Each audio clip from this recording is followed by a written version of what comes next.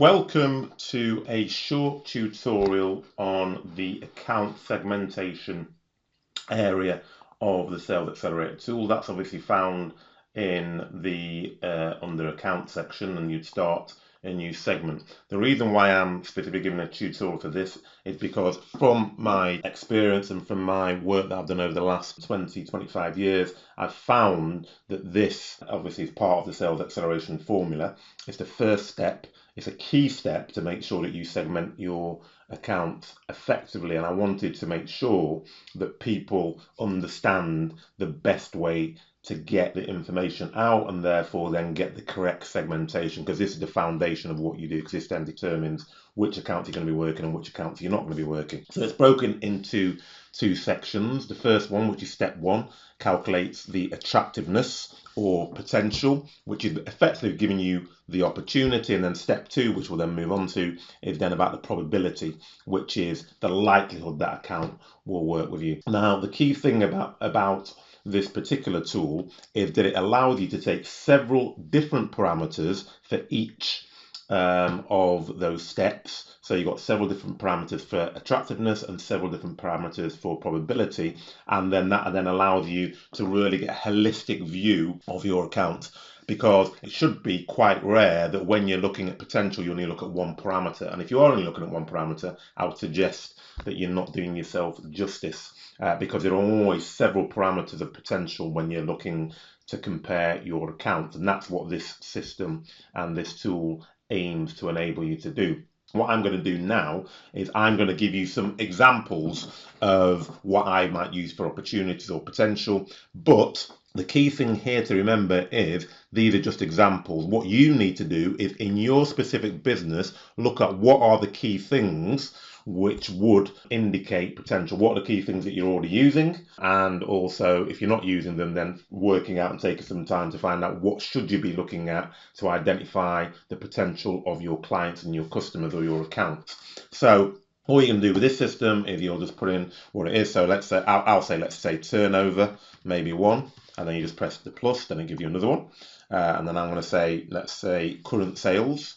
And I always ask people that if it's an account that you're already working with, you want to look at current sales, because as the old adage goes, it's a lot easier to get business out of customers that you're already working with than it is to take on board brand new customers. And then, if we just take the current sales that we discussed, then what you want to look at is what's the headroom, for example. So let me just put headroom there, and the headroom is basically, all right, you've got current sales in there. What's the total sales you could have if every person in that account was using your product or service? That then gives you the headroom, the difference between the total opportunity and what you're currently selling into there. So that's useful. Now, you can obviously add 5, 6, 7, 8, or 9. But I would always suggest that you want between 3 and 4 parameters, unless you're really already utilizing loads of different parameters to measure. If you are, that's fine, you can use all of those.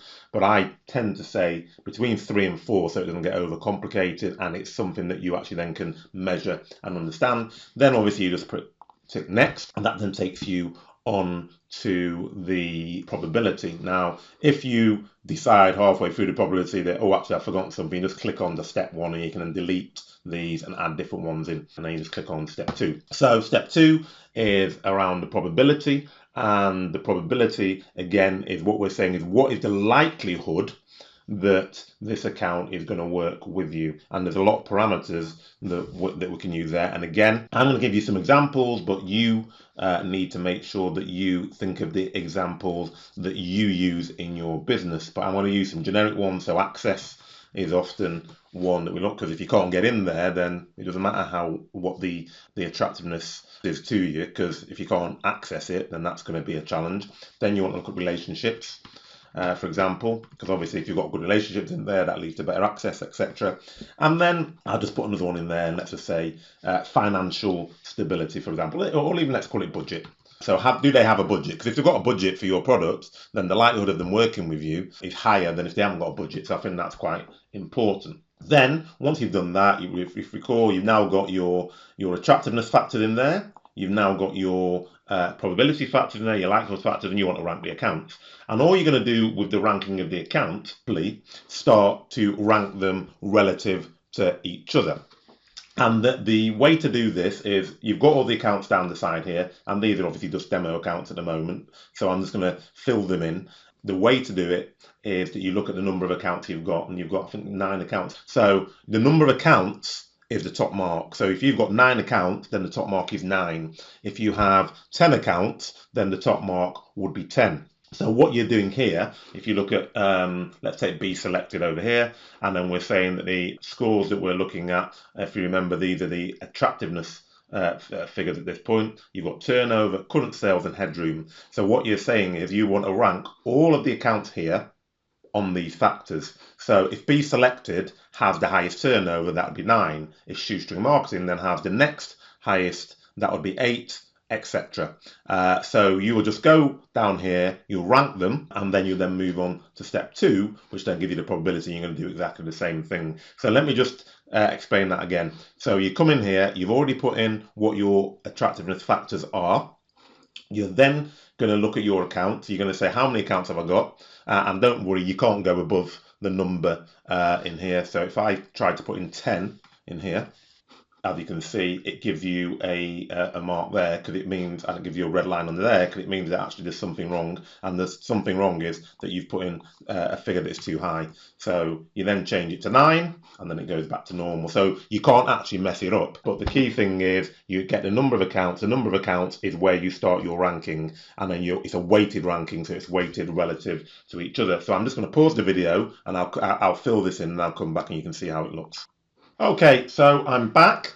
I filled in this. So basically, as I said, you start with the number of accounts. So you could say you've got 9 accounts. So you start at 9, and here I've just ranked them 9, 8, 7, 6. I've just done a random ranking. But what this then does is, because you've got a ranking for turnover, a ranking for current sales, and a ranking for headroom, you then get a score. And that score is relative to the other accounts. So if you're looking down here, you're basically saying that in terms of attractiveness, then shoestring marketing is the most attractive, followed by the test account, followed by, where are we? Followed by the B select.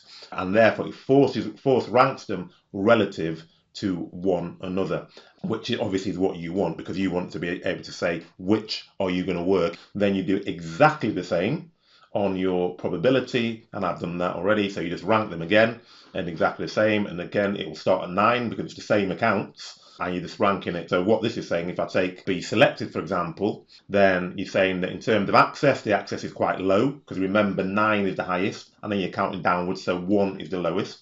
That's quite low access, quite poor relationships, and a very low budget. So that's why it's got a low score. If you then jump down to this one, here's your wheel wash, then what we're saying is that you've got very good access, you've got good relationships there, and the budget is quite reasonable as well. So therefore, in terms of their likelihood of working with you, you've got a higher likelihood. Now, I say again at this point that these are just examples that I've put in terms of what those probability factors would be and what those attractiveness factors would be. So what that then does, it gives you 2 scores. And if you've got 2 scores, you can create a graph, and this is exactly what it does. You then click on here, rank accounts, and then the tool will then create a graph, as it does there, and it allows you to be able to see now very clearly where you should go. So priority 1 over here, and if you hover over here, creating powerful results as a company. So you're saying that is effectively the key account you want to be working, because it's got a high probability and a high attractiveness. Then you've got this one on the cusp, which again has got high probability and high attractiveness, which is one of the test accounts. So that's priority 1. So these are the 2 accounts you're going to work as a priority. You're then going to move over to priority 2, which is SE test 2.